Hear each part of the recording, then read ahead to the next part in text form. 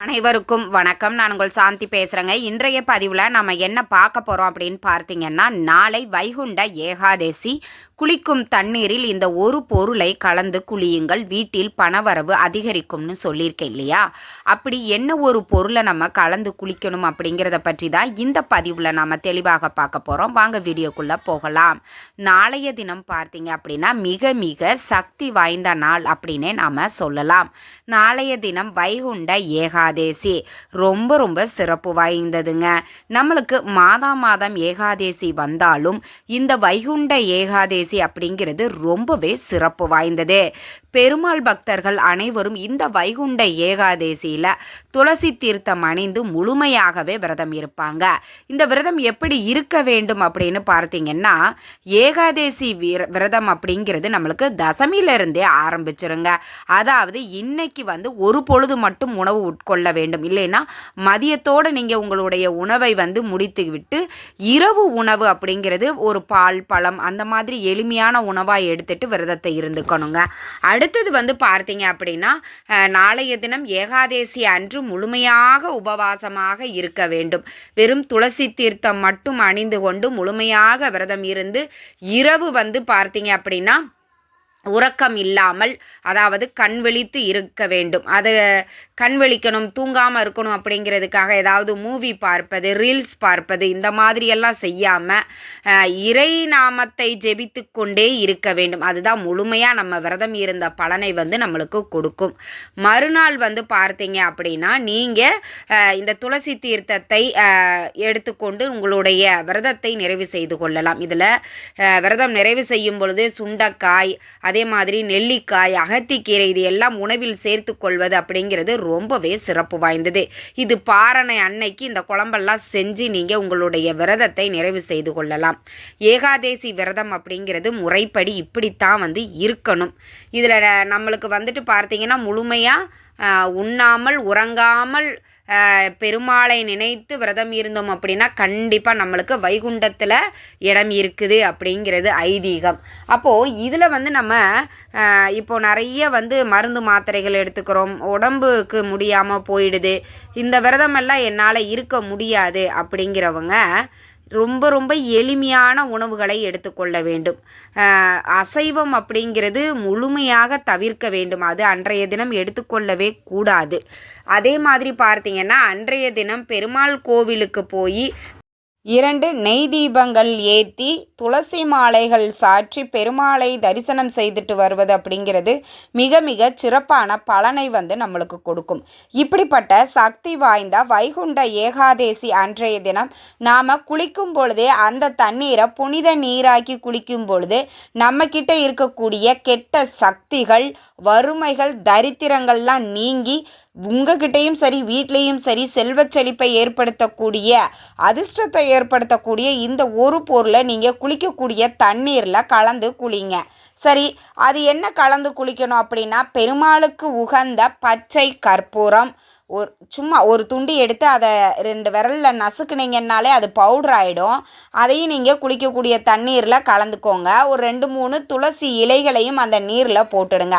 இப்போது அந்த சாதாரண நீர் புனித நீராக மாறிவிடும். இந்த நீரை நீங்கள் எல்லாருமே குளிக்கலாம். உங்கள் வீட்டில் எத்தனை நபர்கள் இருக்கிறீங்க, 4 பேர் 5 பேர் இருக்கிறீங்க அப்படின்னா ஒவ்வொருத்தருக்குமே தனித்தனியாக ரெடி பண்ணி வச்சுக்கோங்க. இப்போ ஒருத்தர் குளிச்சுட்டு வந்துட்டாங்க அப்படின்னா மறுபடியும் பக்கெட்டில் புதுசாக தண்ணி பிடிச்சிட்டு அதில் ஒரு துண்டு பச்சை கற்பூரம், கொஞ்சம் துளசி இலைகளை சேர்த்து அதுக்கப்புறம் நீங்கள் குளிங்க. இது சின்ன குழந்தைங்க குளிக்கலாமா அப்படின்னா தாராளமாக குளிக்கலாம், எந்த ஒரு தவறுமே கிடையாதுங்க.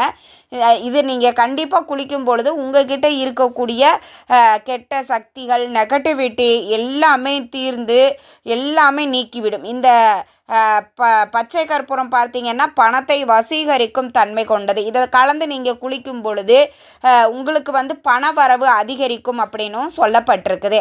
அப்போ பெருமாளுக்கு உகந்த இந்த 2 பொருளை நீங்கள் கலந்து குளிக்கும் பொழுது காலையில் நீங்கள் எந்திரிச்சோடனே நாம் செய்ய வேண்டியது அந்த குளிக்கிறது மட்டும்தான் இல்லையா? அப்போ குளிச்சுட்டு நம்ம இதை அந்த குளிக்கிறது முதல்ல இருந்தே நம்ம புனித நீராக மாற்றி குளிக்கும் பொழுது அதனுடைய பலன்கள் நம்மளுக்கு ரொம்பவே அதிகமாக கிடைக்கும். அதனால் கண்டிப்பாக நீங்கள் குளிக்கக்கூடிய தண்ணீரில் இந்த 2 பொருளுமே எல்லாராலையும் வாங்கக்கூடிய பொருள் தான். இந்த பச்சை கற்பூரம் நீங்கள் பூஜை அறையில் வச்சுருக்கிறீங்க அப்படின்னா அதையே எடுத்து பயன்படுத்தி கொள்ளலாம், எந்த ஒரு தவறுமே கிடையாது. துளசி இலைகள் நாளைக்கு வைகுண்ட ஏகாதேசி அன்னைக்கு துளசி இலைகளை பறிப்பது அப்படிங்கிறது அவ்வளவு நல்லது கிடையாது. முதல் நாளே நீங்கள் பூஜைக்குண்டான துளசி இலைகளையும் சரி, உங்களுக்கு தேவையான துளசி இலைகளையும் சரி இன்றைக்கே நீங்கள் அதை பறித்து வச்சுக்கோங்க. நாளைக்கு அது 2ஐயும் சேர்த்து குளிங்க. கண்டிப்பாக பாருங்கள், உங்ககிட்ட இருக்கக்கூடிய நெகட்டிவிட்டி அனைத்துமே நீங்கிவிடும். நம்மக்கிட்ட நெகட்டிவிட்டி எல்லாம் நீக்கி பாசிட்டிவிட்டி இருக்கும் பொழுது நம்மளும் அதை என்ன பண்ணுவோம், பாசிட்டிவாகவே நம்ம யோசிப்போம். இனி வரக்கூடிய நாட்கள், அடுத்த வருடங்கள் 2025 நீங்கள் எவ்வளோ முயற்சி பண்ணியும் சில காரியங்கள் நடக்காமல் இருந்திருக்கும். அது எல்லாமே 2026 கண்டிப்பாக உங்களுக்கு நல்ல ஒரு வருடமாகவும் நீங்கள் நினைத்த காரியம் நடக்கிற ஒரு வருடமாகவும் கண்டிப்பாக அமையும். கட்டாயம் இதை நீங்கள் ட்ரை பண்ணி பாருங்கள். இந்த 2 பொருளும் அன்றாடம் நம்ம வீடுகளில் இருக்கக்கூடிய பொருள் தான். பச்சை கற்பூரம் இல்லை அப்படின்னா புதிதாக கூட நீங்கள் வாங்கி வச்சுக்கோங்க. அது ரொம்ப ரொம்ப சிறப்பான பலனை கொடுக்கும். பொதுவாகவே பூஜை அறையில் பச்சை கற்பூரம் இருப்பது அப்படிங்கிறது ரொம்ப சிறப்பு. அதே மாதிரி நீங்கள் பணம் வைக்கக்கூடிய இடத்துலையும் நீங்கள் பர்ஸு, பணப்பெட்டி, ஹேண்ட்பேக்கு இதில் நீங்கள் பச்சை கற்பூரம் ஒரு துண்டு போட்டு வைங்க. இது என்ன பண்ணும் அப்படின்னா, இந்த வாசனை நிறைந்த இடத்துல அன்னை மகாலட்சுமி வாசம் செய்வாள். அப்போ மகாலட்சுமி இருக்கக்கூடிய இடத்துல பணத்திற்கு பற்றாக்குறையே இருக்காது. அதனால தான் இந்த பச்சை கற்பூரத்தை பணத்தை வசீகரிக்கும் தன்மை கொண்டது அப்படின்னு நாம் சொல்கிறோம். அப்படிப்பட்ட இந்த பச்சை கற்பூரம் அப்படிங்கிறது ரொம்பவே சக்தி வாய்ந்தது. அதே மாதிரி பார்த்தீங்கன்னா, பெருமாள் வழிபாடு அப்படின்னா துளசி இலைகள் இல்லாமல் பெருமாள் வழிபாடு அப்படிங்கிறது முழுமை பெறாது. அப்போ இந்த துளசி இலைகள் அப்படிங்கிறது ரொம்ப ரொம்ப முக்கியங்க. உங்கள் வீட்டிற்கு அருகில் இருக்கக்கூடிய பெருமாள் ஆலயங்களுக்கு சென்று கண்டிப்பாக நாளைய தினம் பெருமாளை சேவிச்சுட்டு வருவது அப்படிங்கிறது மிக மிக சிறப்பான பலனை கொடுக்கும். அதிலேயும் இந்த வைகுண்ட ஏகாதேசி அன்று உங்கள் வீட்டிற்கு அருகில் இருக்கக்கூடிய பெருமாள் ஆலயங்களுக்கு நெய் வாங்கி கொடுங்க. பசு நெய், சுத்தமான பசு நெய் இருக்கும் இல்லையா, அந்த பசு நெய்யை நீங்கள் வாங்கி கொடுப்பதுமே ரொம்ப ரொம்ப சிறப்பான பலனை உங்களுக்கு கொடுக்கும். இந்த பசு நெய்யில் அன்னை மகாலட்சுமி வாசம் செய்கிறாள்.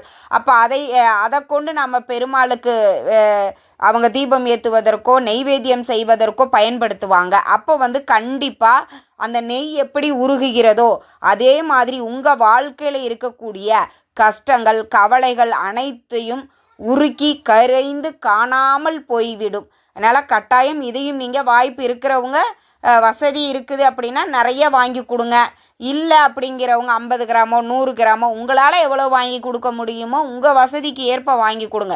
இவ்வளோ வாங்கி கொடுத்தா தான் கடவுள் நம்மளுக்கு அனுகிரகம் பண்ணுவார் அப்படிங்கிறது கிடையாது.